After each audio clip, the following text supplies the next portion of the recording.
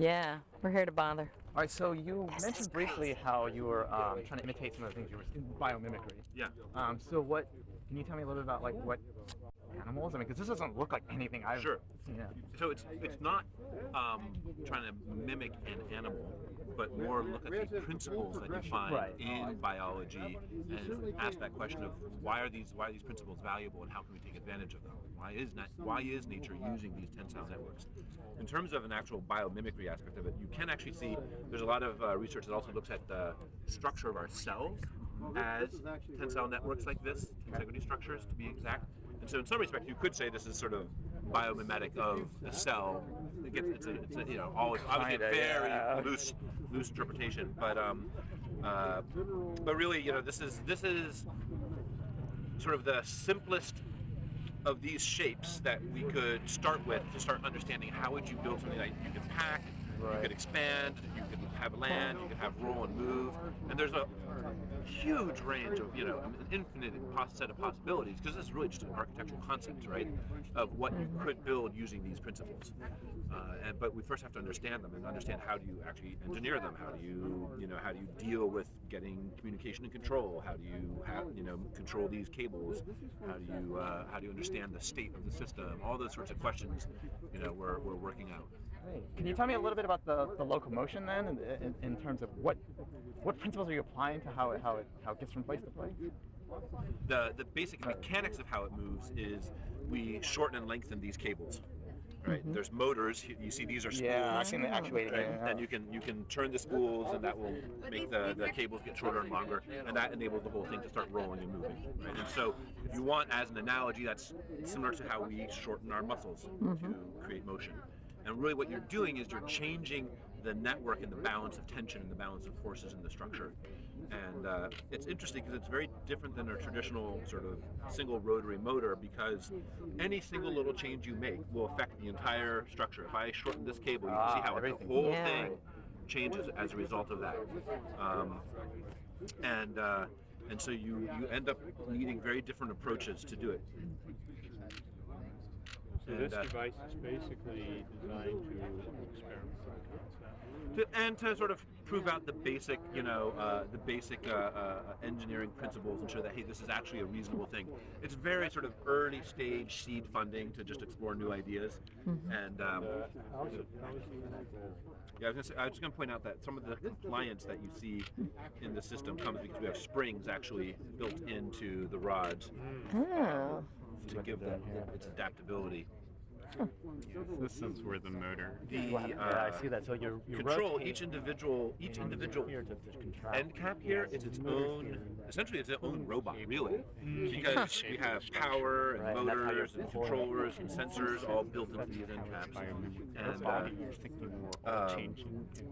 and they all have to communicate wirelessly with each other to stay coordinated. And then the control algorithms. We've been exploring a lot of different control algorithms for how you actually orchestrate the overall control. And it's such a compliant, what kind of sensors do you guys have on here? Since this is both autonomous and are you monitoring it remotely? Robotics doesn't really work well with this system, so we've ended up using a lot of neuroscience concepts, such as central pattern generators, each one has its own battery, its own wireless control systems that are are able to and its own actuation. So the idea is without actually having a central coordination, each little end talks to the 11 others, and then kind of holistically figure out how to move. Okay. Yeah. So you're that's what I'm curious about. I can actually basically. Go for it. I mean, I'd love to know. So we've got various types of sensors. The main one that we're using is actually you look. Yeah. So there's different ways of doing it. You see that there's like a little four-bar cross member. Oh, okay. That's actually where the motor would mount into. Okay. Touching the spindle, and this is actually so it's a torque strain gauge. Okay. So as you move the motor, the arms on the strain gauge will bend a little. Okay. They'll then give electrical signals that we can then measure the amount of force that we're pulling on each gear. Oh, okay. There's also sensors built into each spring, so then you can actually get the force from each spring in the system. All right. So you need that information, right, for its movement, because you got to know how much force is being applied. Exactly, because this is also if it runs into an obstacle, right, you get that information as well. We can also get that. We also have a 9-axis IMU. onto the system. So we've got accelerometers, gyros, and magnetometers that are built into the light board right here. Oh, okay. Yeah, that's what I was looking at earlier, was the light board right so here. right here is the 9-axis IMU that we're using. Yeah, okay. I was wondering what I was looking at. So that kind of gives us orientation data as well. All right, so does it see, like, around it? Like, do you get any kind of, like... We don't have any type of recognition of objects either through laser or optical technology. Okay, that's what I was curious. So it's basically feeling its way around. It is, yeah. So you can think of it very much that way, that it's more like it knows when it runs into something, or that it's, as it changes itself, but it doesn't really know what's ahead of it. So it's mostly touching, I mean, essentially, I guess we can do this. I'd say another way of looking is like people. You have a low-level control, and that's feeling control. And our nervous system is the same way. We're a low-level control. We do things. But eventually, the idea is there's going to be a payload spin in the middle. We'll have scientific instruments and so forth. That'll likely have cameras, other higher-level sensors. And that will actually guide the thing, given the low-level control that's already here. Okay. So as of really everything that's reasonably intelligent, you have a kind of a raw nervous system that allows you to move through the environment. Right. Than higher level thoughts. Where you actually want to go. Yeah, that's a good analogy for it too. The nervous system. And we've done this in simulation where we've explicitly broken those apart, where we've actually had multiple of these with multiple high-level goals, an intelligent high-level controller, and then we have a low-level controller, control movement, control going across movable blocks and obstacles. So I think that's a... So you're mostly focusing on like its movement, right? In terms of like how you fit into the whole idea of exploration. It's not actually, right now you're not talking about going out and collecting data? Well, no. So our mission concept for NIAC was actually, this would be a Titan lander. And it would fulfill three components. It would be the descent mechanism. There's actually a lot of drag here since Titan has little gravity and thick atmosphere. We thought this would actually have enough drag to have it land at about 15 meters per second, about 30 miles an hour. It's pretty slow. Not much gravity, lots of drag. So we've tested structures like this in simulation. This structure wouldn't quite do it, but we could actually drop this off a 3-story building, which is on Earth, which is about equivalent speed. It should survive. So that's the landing mechanism. Essentially, you can think of like a very big airbag. Unlike an airbag, airbags actually can't scale up because mainly they have to go up with the square of surface area, but then they have to get thicker. So they really scale with the cube, which is why the Mars rover Curiosity did not have airbags. It just wasn't possible to scale. This thing, the breaking points aren't mass. You can just make this very long, and there's a certain point where you get into trouble, but it's far, far bigger than an airbag. So it works as an airbag, but then you think of a traditional rover where you have this, even if you have an airbag, you have this giant airbag, then you have a holding capsule, and then it kind of deploys, and this little tiny rover comes out of the holding capsule. So a lot of resources to get it down. So for an airbag this big, you might have a rover this size that eventually comes out after terrible complexity. It has to roll to its right location, it has to deploy, everything has to go right, the chutes have to bounce off in the right location, and so many things go wrong, and you're left with something tiny. Here, you're actually left with the full thing. Yeah. And not only are you left with the full thing, it could actually probably go over rocks. If you fall on from a terminal velocity, you could fall off a cliff. I mean, right? So really nothing can go worse than its landing, and it's built for a hard landing. That's the hardest. There's no wasted materials going with this. And it's extremely robust. Right. It's already, by nature, survived something very tough. Yeah. So you can take risks. I mean, currently you can't take risks. So what kind of data do you picture this type of robot collecting once you deploy it and drop it? So our mission concept, and of course this is just a high-level concept, proof of concept, with that we'd have a sensor package in the middle. I see. Yeah, so we'd actually suspend a payload, and the idea is this is protecting a payload. Right. So the payload is essentially it's like a bunch of springs, or you can see it as an airbag. Right, exoskeleton of some sort. So on Titan, there's lots of atmospheric measurements, wind measurements, temperature measurements for an air system, but often you want to get close to like a lake system. So you may actually want to roll yourself to a shore's edge, which could be pretty bad conditions, kind of gunky. Yeah. I mean, we don't actually know the exact conditions there. And then you might want to, well, right, it's hydrocarbons. We don't know exactly how they're interacting or how big these lakes are. Are they going forward or back or through winds? So you really don't know any of that. So you really want a robust device. So then you'd probably take samples. So you could have sensors on the end caps if they're tough. So things on the end caps have to be tough to survive. Things in the middle are more protected. Right. And then the standard Mars rover sensors. So an alpha ray, spectrometer. You can send out rays, maybe a laser system.